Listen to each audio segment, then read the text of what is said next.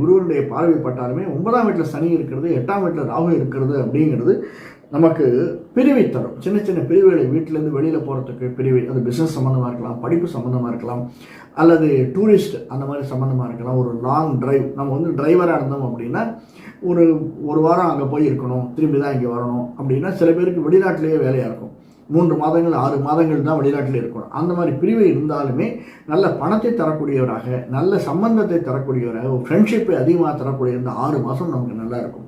இது சுக்கிரதசை இருப்பவர்களுக்கு.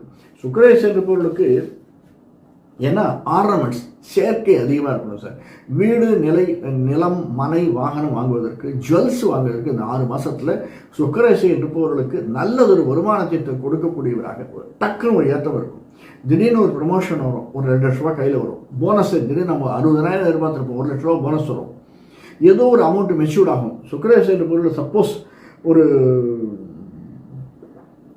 புனர்பூச நட்சத்திரத்தில் இருக்கான்னு சுக்கிரதசை அப்படிங்கிறது 20, 30, 40, 50 வயசு, 50 வயசுக்கு மேலே இருக்கார், 60 வயசுக்கு மேலே இருக்கக்கூடிய சுக்கிரதசை இருக்குது அப்படின்னா இந்த குருவனுடைய சம்பந்தம் சேர்ற போது அவர்களுக்கு ஒரு நல்ல அமௌண்ட்டு மெச்சூர்டாகி வர்றதுக்கு சான்சஸ் இருக்குது.